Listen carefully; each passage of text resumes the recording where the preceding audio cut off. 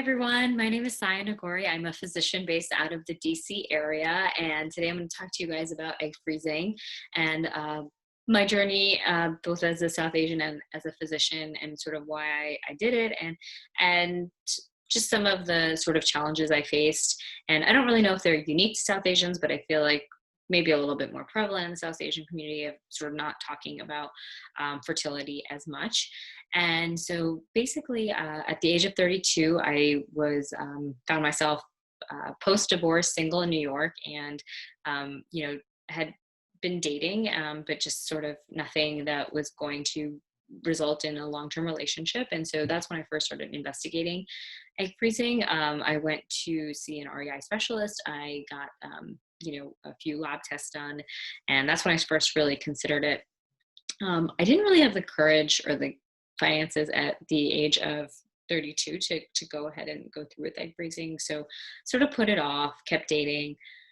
Still didn't have, any sort of long-term relationship that I felt really strongly about by the time I was 34. And that's when I really decided that, okay, the doctor in me was like, 35 is advanced maternal age. And each year that you get older, your fertility declines, the quality of your eggs decline. And so I just wanted to go ahead and go through with it. And so I don't think I was still really very comfortable at that point in time doing it. I was pretty scared and anxious.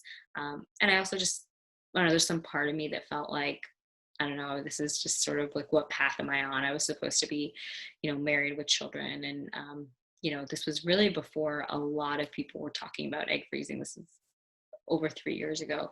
And so I just didn't want to wrap my head around it, but that looming 35th birthday sort of pushed me into doing it. And I'm glad, because it relaxed my life a lot. I felt very at ease. I felt like a burden had been lifted. And of course, freezing your eggs is not a guarantee for a future child, but it did feel like I had taken some control in a situation that is otherwise, out of my hands. And so that made me feel, I guess, a little empowered, and made me feel pretty good about having some semblance of control, or doing what I thought was best for my, healthcare, and best for what my personal goals in life of wanting to have a family with children. And so what's interesting is that the anxiety leading up to the decision to freeze the eggs was actually way worse than the actual process of going through it. I don't even think, and I know everyone has different experiences, and I've had friends who have gone through egg freezing that have had much harder experiences than I have, but I will say that I had so much anxiety leading up to it, not wanting to talk about it, really only broaching the subject with my mom and not really with my dad.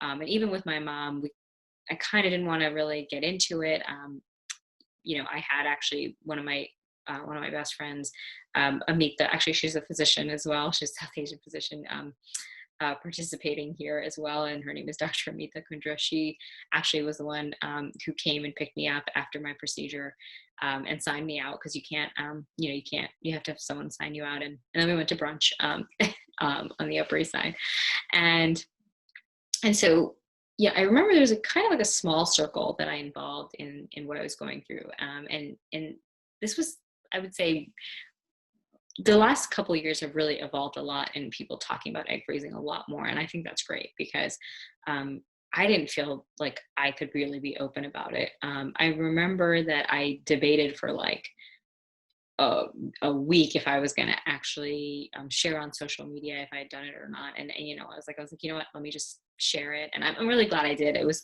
one of my most liked photos of 2017. And I got a lot of messages that said, thank you so much for posting about this. I've been considering it. Do you mind if I text you or email you? And I said, definitely, I'm happy to share. And so it really made me realize that it's something that we really should be talking about.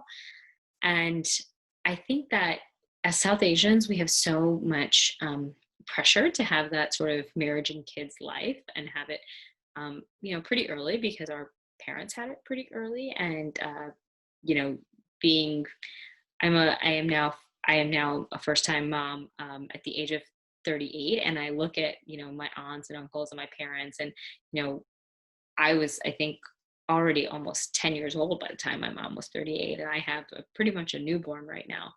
And so the pressure to do those things on our parents' timeline, definitely exists a little bit. I think our parents realize that our timeline is not going to be quite as early as theirs was, but it was an interesting conversation. It was an interesting discussion to broach, and we didn't really talk about it much. Again, I will emphasize that the anxiety leading up to it was just not as bad as actually doing it. It was annoying. It was not painless, and it was expensive.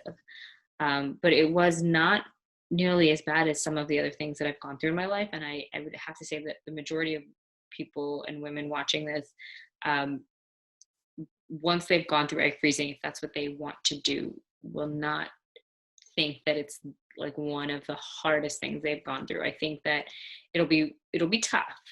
But I think that it's, unless you have a really, really horrible experience, I think it's surmountable. I think IVF is very different. And I think IVF is different because, you tried to have a child and you haven't had success, and then now you're moving into IVF. I think egg freezing gives people hope. I mean, for me, it gave me hope, and it gave me this sense of control. And I think and I haven't gone through IVF yet, and I don't know if I will, um, but I think that feeling of difficulty and pain is very different than egg freezing, electively, like choosing to freeze your eggs to preserve fertility. Um, it's just a different mental ball game. And so I think for me, egg freezing was actually a very positive experience, because I thought I'm making a decision that could hopefully positively impact my future. So about the process, it was, daily, either daily or every other day blood draws and, ultrasounds, and then they would call you at night and tell you, based off of the results of the morning, what kind of an injection you needed to take that evening. The injections were not that bad. Just, you can just ask for the smallest needle size and pinch your skin really hard and inject. And that was about 10 or 11 days. And then you have the trigger injection, and then you have to go in for your procedure. The procedure is pretty quick. Just some propofol, which is white in color, and it stings a little going in, and then you're out for a few minutes, and you wake up, it's done. Take it easy for a few days. You may have a little bit of discomfort and some pain when you urinate, but overall it wasn't horrible. I guess one annoying thing was I wasn't able to work out for almost a month, a week and a half during, and a couple weeks after, because your ovaries, they grow in size, and there's a risk for ovarian torsion if you work out aggressively. And that's obviously not, something you want to risk. So, other than that, it really wasn't bad. And I will caveat that with, I know everyone has different experience, and I have girlfriends who've had more difficult, experiences with their emotions and with their, with the physical, changes they experienced. But for me, the anxiety leading up to it, again, was just way worse. I think I had made it out to be this big thing, and it was a big thing. It was a big deal, but it was just certainly not as monumental and as sort of difficult as I thought it was going to be. And so I am happy to chat with anybody who's considering it or wants to do it. My Instagram is at dr.saya, that's doctor.saya. And the journey that started with egg freezing, and then ironically I met my husband 3 months after I froze my eggs. And we actually, it's funny because once I froze my eggs, I thought, oh, I have all this time. I don't really need to rush. And we ended up having a very quick courtship anyway. And we were engaged within 11 months of meeting each other. And we got married, and we had a baby boy 3 months ago. Naturally, we did not use we did not use the eggs yet. We're thinking of maybe if we need to for a second child, we would probably do that. And it's funny because, yeah, I didn't need to be on this fast track. And then we just ended up, I guess when it's right, it's just pretty quick. And yeah, so if anybody is interested in learning more, you can always find me on Instagram. And it sort of inspired my work with Fem Health Project, which is a women's health initiative that I started just around the time of finishing egg freezing. And that's at femhealthproject.com. And if anybody's interested in learning more about anything women's health related, you can always shoot me a message on social media. And, I hope you guys have a lot of luck. And if there's anything I can do to answer any more questions about, my personal experience or any recommendations I would have, I'd be happy to share.